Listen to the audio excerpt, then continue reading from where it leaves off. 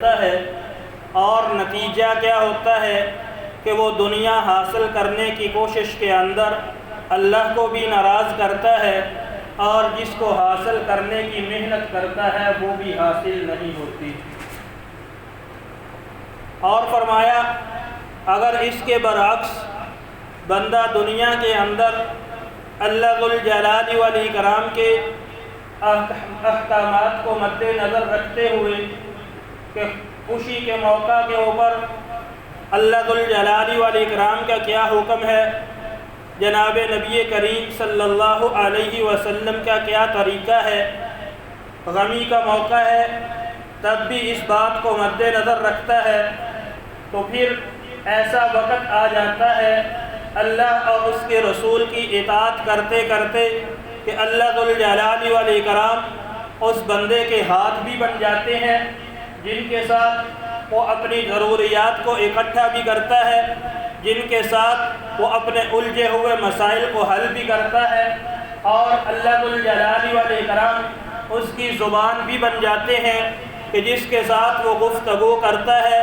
جس کے ساتھ وہ تکلم کرتا ہے، جس کے ساتھ وہ اپنے اعمال جو ہے جو اس کا ما فی الضمیر ہے اس کا اظہار کرتا ہے، پھر اللہ ذو الجلال والاکرام اس کے کان بھی بن جاتے ہیں، یعنی کہ جو اللہ ذو الجلال والاکرام چاہتے ہیں وہی یہ بندہ سنتا بھی ہے، اس کے علاوہ کوئی گفتگو سنتا بھی نہیں۔ پھر ایک وقت یہ بھی آتا ہے کہ اللہ ذو الجلال والاکرام اس کے قدم بھی بن جاتے ہیں کہ جدھر وہ چل کے جاتا ہے، جہاں اللہ لے کر جانا چاہتے ہیں وہ اسی بات کی طرف چلتا ہے۔ جس محفل کے اندر اللہ کی رضا ہوتی ہے یہ اس محفل کے اندر جاتا ہے، جس محفل کے اندر اللہ کی ناراضگی ہوتی ہے یہ اس محفل سے کوسوں دور رہتا ہے، اور جب یہ مقام آ جاتا ہے تو پھر اللہ ذو الجلال والاکرام دنیا کو اس کے پیچھے لگا دیتے ہیں۔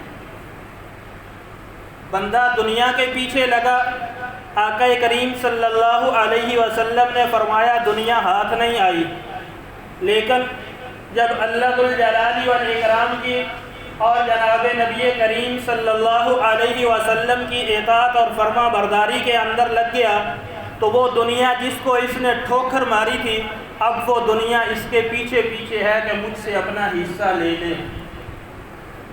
اور یہ واقعہ میں ایسے نہیں بیان کر رہا بلکہ جناب نبی کریم صلی اللہ علیہ وسلم کے صحابی رسول حضرت حکیم بن حزام رضی اللہ تعالی عنہ یا کہ حضرت زبیر بن عوام رضی اللہ تعالی عنہ، ان میں سے کسی ایک شخص کا واقعہ ہے کہ وہ جناب نبی کریم صلی اللہ علیہ وسلم کی خدمت اقدس کے اندر حاضر ہوئے اور کچھ مطالبہ کیا کہ مجھے فلاں چیز کی ضرورت ہے۔ جناب نبی کریم صلی اللہ علیہ وسلم نے وہ ضرورت پوری کی، پھر کچھ وقت گزرا دوبارہ حاضر ہوئے، کہا یا رسول اللہ مجھے اس چیز کی ضرورت ہے۔ جناب نبی کریم صلی اللہ علیہ وسلم نے دوسری مرتبہ ضرورت پوری کی، جب تیسری مرتبہ وہ حاضر خدمت ہوئے اور آ کر کے عرض کی کہ یا رسول اللہ مجھے اس چیز کی ضرورت ہے، جناب نبی کریم صلی اللہ علیہ وسلم نے ضرورت بھی پوری کی اور ساتھ کے اندر یہ فرمایا کہ اے میرے پیارے صحابی، اگر تو اسی طرح اپنی ضرورتیں کسی اور کے سامنے رکھتا رہے گا، کسی اور کے پاس جا کر اپنی حاجت کا مطالبہ کرتا رہے گا تو اللہ تیرے اوپر حاجت کو مسلط کر دے گا، اور اگر تو دنیا کی طرف سے ہٹ کر اللہ ذو الجلال والاکرام کی منشا کے مطابق اپنی زندگی کا طریقہ بنا لے تو پھر یہ دنیا تیرے پیچھے آئے گی۔ تو اس وقت اس صحابی رسول صلی اللہ علیہ وسلم نے جناب نبی کریم صلی اللہ علیہ وسلم کے ساتھ یہ عہد کیا کہ یا رسول اللہ اب کے بعد میں کسی کے سامنے اپنی حاجت کا مطالبہ نہیں کروں گا۔ پھر وہ جناب نبی کریم صلی اللہ علیہ وسلم کی وفات کے بعد زندہ بھی رہے، سیدنا صدیق اکبر رضی اللہ تعالی عنہ کا دور خلافت آیا، فتوحات ہوئیں، مال غنیمت آیا، سیدنا صدیق اکبر رضی اللہ تعالی عنہ نے ان کو بلایا اور کہا کہ میں تجھے تمہارا حصہ دینا چاہتا ہوں۔ انہوں نے کہا مجھے اس کی ضرورت نہیں ہے۔ پھر بعد کے اندر سیدنا عمر فاروق رضی اللہ تعالی عنہ کا دور خلافت آیا، انہوں نے کہا کہ میں تمہیں تمہارا حصہ دینا چاہتا ہوں۔ انہوں نے کہا اب مجھے اس کی ضرورت نہیں ہے۔ تو اس وقت سیدنا فاروق اعظم رضی اللہ تعالی عنہ جو کہ عدل و انصاف کے پیکر تھے اور اللہ سے ڈرنے والے انتہا کے درجے کے تھے، انہوں نے مدینہ منورہ والوں کو کہا اے مدینہ والوں گواہ ہو جاؤ کہ کل کو کہیں مجھے یہ گریبان سے نہ پکڑا جائے، میری پل صراط مشکل نہ ہو جائے، کہ کہیں ایسا نہ ہو کہ وہاں اللہ کے دربار کے اندر مجھ سے یہ سوال کر لیا جائے کہ حکیم بن حزام کا حصہ میں عمر نے اس کو دیا نہیں ہے، لہذا اس لیے تم گواہ ہو جاؤ کہ میں اس کو دینا چاہ رہا ہوں لیکن یہ لے نہیں رہا۔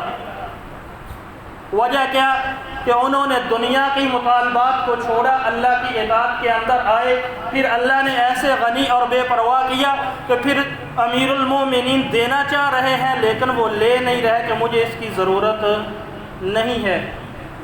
عرض یہ کر رہا ہوں کہ ہر بندہ کامیابی چاہتا ہے کہ دنیا کے اندر بھی کامیاب ہوں اور آخرت کے اندر بھی کامیاب ہو جاؤں، اور اس کے متعلق ایک مثال عرض کرنا چاہتا ہوں کہ دنیا کے اندر دستور ہے کہ جب بچہ ابھی ماں کے پیٹ کے اندر ہوتا ہے تو ماں باپ کے دل کے اندر خاص جنم لے لیتی ہے کہ میں نے اس کو کیا بنانا ہے، انجینئر بنانا ہے، ڈاکٹر بنانا ہے، فوج کے اندر یا پولیس کے اندر آفیسر بنانا ہے، یا اسی طرح سکول ٹیچر بنانا ہے، عالم بنانا ہے، کیا بنانا ہے۔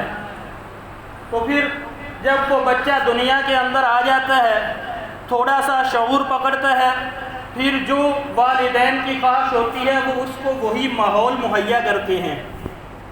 اگر تو انجینئر بنانے کی خواہش ہے تو اس کو انجینئر حضرات کی زندگی جو ہے وہ پڑھاتے ہیں اور ان کی مجالس کے اندر لے جا کر ان کا جو طریقہ کار ہے اس کے اندر بار بار اس کا آنا جانا کرتے ہیں۔ اسی طرح جو ڈاکٹر حضرات بنانا ان کو ڈاکٹروں کی زندگیاں پڑھاتے ہیں، ان کے کارنامے سناتے ہیں۔ اسی طرح دیگر جو بھی بنانا چاہتا ہے کوئی بھی آفیسر وہ اس کو اس کی زندگیاں اور کارنامے جو ہے وہ پڑھاتے سناتے ہیں۔ لیکن اللہ ذو الجلال والاکرام نے بھی اس بندے کے ذمے ایک عہد رکھا ہے۔ ماں باپ کی بھی اپنی خواہش ہے، اولاد کی اپنی خواہش ہے، لیکن اللہ ذو الجلال والاکرام نے اس انسان کو لاوارث نہیں چھوڑا۔ باقی مخلوقات پیدا کی، کسی کو کسی کا رہبر نہیں دیا، کسی کو کسی کا ہاتھی نہیں دیا، لیکن انسان کی باری آئی تو اللہ ذو الجلال والاکرام نے کہا کہ بندہ بھی میرا ہے، زندگی بھی میرے بتلائے ہوئے طریقے کے مطابق گزارنی ہے، لہٰذا تمہیں رہبر بھی دیتا ہوں، تجھے ہادی بھی دیتا ہوں، تیرا رہنما ہوگا اور میرا محمد مصطفیٰ ہوگا۔ یعنی اگر زندگی گزارنی ہے، کامیابی چاہتا ہے، ہم دنیا کے اندر اس کو دیکھتے ہیں کامیابی کا معیار کہ اس کے پاس بینک بیلنس ہے، بڑی گاڑی ہے، کوٹھی ہے، یہ فلاں چیز ہے کہ یہ بہت کامیاب ہے۔ لیکن اللہ ذو الجلال والاکرام نے دو حرفی بات کی، فرمایا وَمَا الْحَيَاةُ الدُّنْيَا إِلَّا مَتَاعُ الْغُرُورِ، کہ دنیا کی زندگی کے اندر اور کچھ بھی نہیں سوائے دھوکے کے سامان کے۔ کسی جگہ پہ فرمایا وَمَا الْحَيَاةُ الدُّنْيَا إِلَّا لَعِبٌ وَلَهْوٌ، کہ دنیا کھیل تماشے کے سوا اور کچھ بھی اس کی حقیقت نہیں ہے۔ تو اللہ ذو الجلال والاکرام نے انسان کو بنایا، فرمایا تیرا رہبر و رہنما لَقَدْ كَانَ لَكُمْ فِي رَسُولِ اللَّهِ أُسْوَةٌ حَسَنَةٌ، یہ تیرا رہبر بھی ہے، رہنما بھی ہے، اور اب اس کا رہبر و رہنما جو ہے اس کا کام، اس کا طریقہ، اس کا مشن کیا ہے؟ فرمایا لَقَدْ مَنَّ اللَّهُ عَلَى الْمُؤْمِنِينَ إِذْ بَعَثَ فِيهِمْ رَسُولًا مِّنْ أَنفُسِهِمْ يَتْلُو عَلَيْهِمْ آيَاتِهِ وَيُزَكِّيهِمْ وَيُعَلِّمُهُمُ الْكِتَابَ وَالْحِكْمَةَ۔ پہلا کام کیا ہے؟ یتلو علیہم آیاتہ، کہ ان کو قرآن مجید کی آیات جو ہیں وہ پڑھ کے سناتا ہے۔ اب قرآن مجید کی آیات پڑھ کے سنانے کا مقصد کیا ہے؟ اب ان کو قرآن مجید کی تلاوت کرنے کا مشن کیا ہے؟ وہ یہ مشن علماء کرام بیان فرماتے ہیں کیونکہ جب تک قرآن مجید سادہ پڑھنا نہیں آئے گا اس وقت تک اس کے اندر غور و فکر کرنا جو ہے وہ ممکن نہیں ہے بلکہ محال ہے۔ تو اس وجہ سے جب سادگی کے ساتھ پڑھے گا اجر و ثواب کا مستحق بھی ہوگا، اور پھر اس کے اندر غور و فکر کر کے جو اس کے احکامات ہیں، جو اس کے اندر احکام ہیں، ان کو اپنی زندگیوں کے اندر لانا، یہ سب سے پہلا کام ہے نبی کریم صلی اللہ علیہ وسلم کا۔ جو ہمارے رہبر و رہنما ہیں انہوں نے پہلا طریقہ کیا بتلایا ہے؟ پہلی ہماری ذمہ داری قرآن مجید کی تلاوت کرنی ہے، کس غرض سے کہ ہم جو اس کے احکامات ہیں ان کو اپنی زندگیوں کے اندر لے کے آئیں۔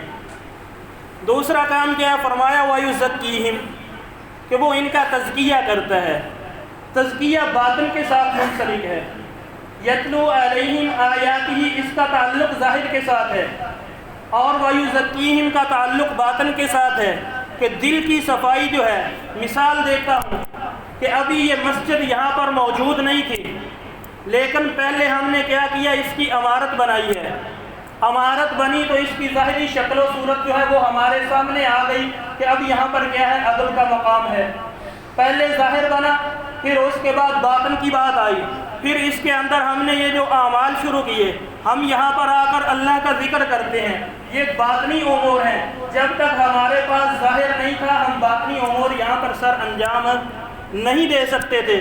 اسی طرح آج کے دور کے اندر یہ جو غلط فہمی پیدا ہو چکی ہے کہ جناب جب تک دل صاف نہیں ہوگا تو ظاہری شکل و شبہات کی کوئی ضرورت نہیں ہے، انتہائی درجے کی غلط فہمی ہے اور شیطان کا دھوکہ ہے، اس کے علاوہ کچھ بھی نہیں ہے۔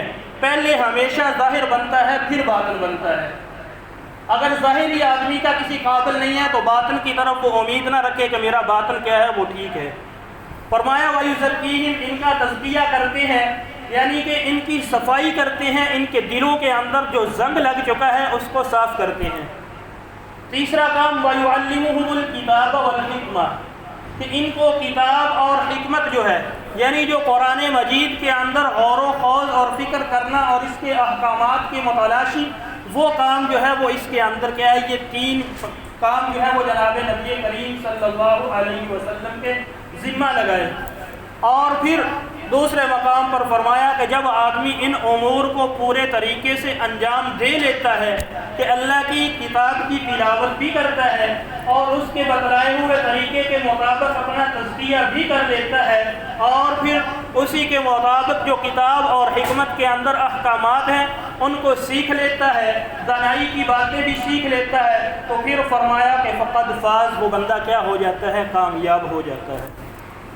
دنیا کے اندر کامیابی تو میں اور آپ چاہتے ہیں، لیکن ہم غیروں کے طریقوں کے اندر کامیابی چاہتے ہیں۔ لیکن اگر دوسری طرف دیکھیں تو میرا اور آپ کا نعرہ کیا ہے کہ جناب نبی کریم صلی اللہ علیہ وسلم کی ذات مبارکہ سے بڑھ کر کسی اور ذات کی اقتداء کے اندر کامیابی نہیں ہے۔ اس بات کے اوپر سب کا یقین ہے کہ جناب نبی کریم صلی اللہ علیہ وسلم کی اطاعت کے اندر دنیا و آخرت دونوں کی کامیابی ہے۔ اور جب ہمارا زبانی یہ اقرار ہے، ہمارے اعمال اس بات کی طرف کیوں نہیں آتے؟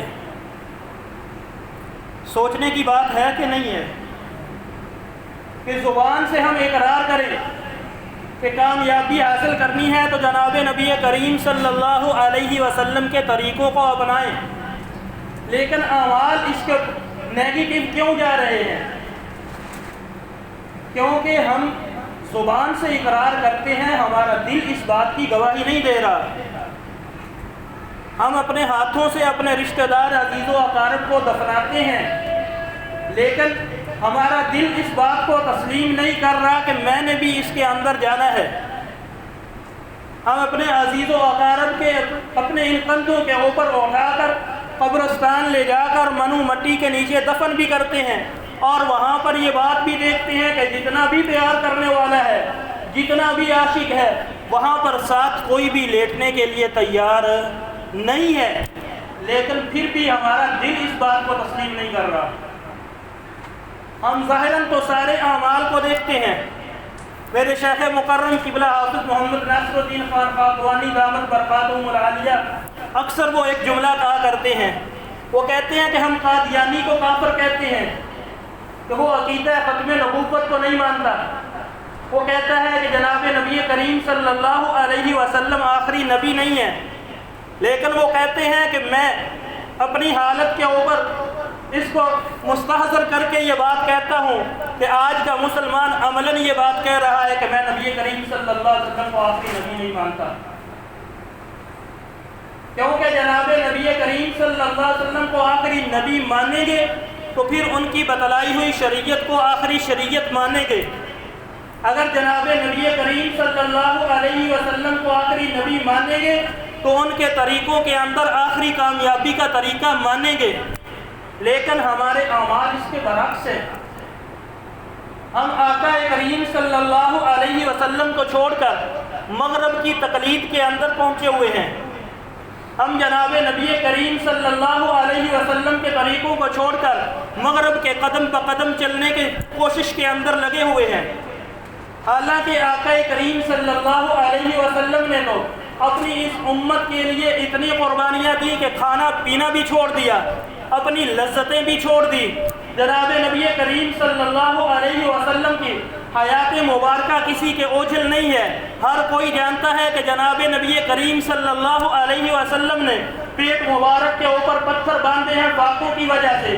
کیا جناب نبی کریم صلی اللہ علیہ وسلم اگر چاہتے تو آپ کے لیے جنت سے دسترخوان نہ اترتے، لیکن جناب نبی کریم صلی اللہ علیہ وسلم نے ہر موقع کے اوپر اپنی امت کا لحاظ رکھا اور کہا کہ اگر میں تر کھانی شروع کر دوں، میں دنیا کی لذتوں کے اندر رہنا شروع کر دوں تو میری امت کے اوپر تنگی آئے گی، میری امت کا ہر امتی یہ سمجھے گا کہ جیسے نبی کریم صلی اللہ علیہ وسلم نے آزادانہ زندگی گزاری ہے، جیسے انہوں نے لذتوں کے اندر آرائشوں کے اندر زندگی گزاری ہے، میں بھی ویسی زندگی گزاروں، وہی کامیابی ہے۔ لہذا جناب نبی کریم صلی اللہ علیہ وسلم نے یہ سب کچھ چھوڑا تاکہ میری امت مشقت کے اندر نہ پڑے۔ آخری واقعہ عرض کر کے بات ختم کرتا ہوں کہ ایک دفعہ جناب نبی کریم صلی اللہ علیہ وسلم اور ساتھ کے اندر حضرت عبداللہ ابن عمر رضی اللہ تعالی عنہما مدینہ منورہ سے باہر تشریف فرما ہے، ایک باغ کے اندر جا رہے ہیں، وہاں پر سے جناب نبی کریم صلی اللہ علیہ وسلم نے جو نیچے گری ہوئی کھجوریں ہیں، جو بالکل گھٹیا قسم کی کھجوریں ہیں، وہ اٹھائیں، ان کو ہاتھ سے صاف کیا، کھانا شروع کر دیا۔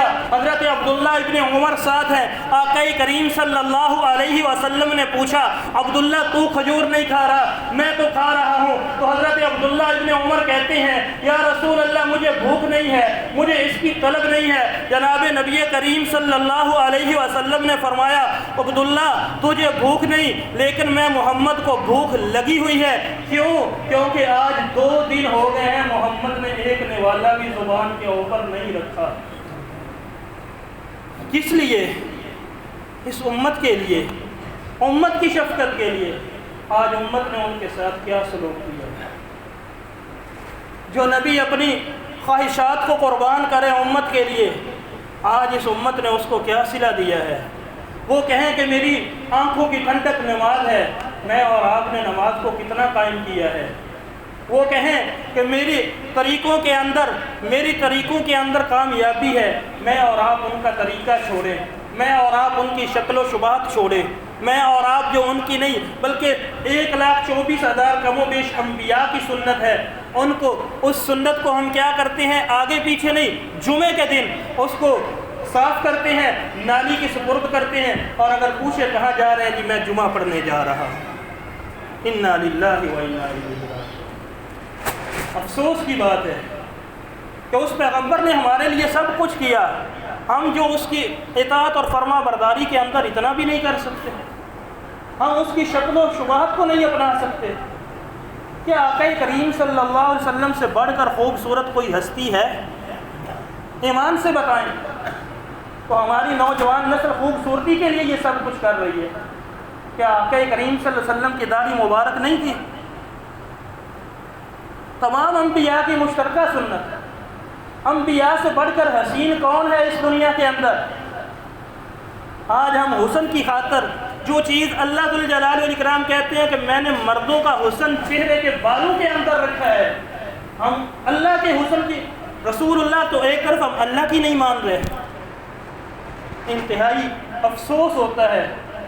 میرے بھائیوں، زندگی کیا ہے؟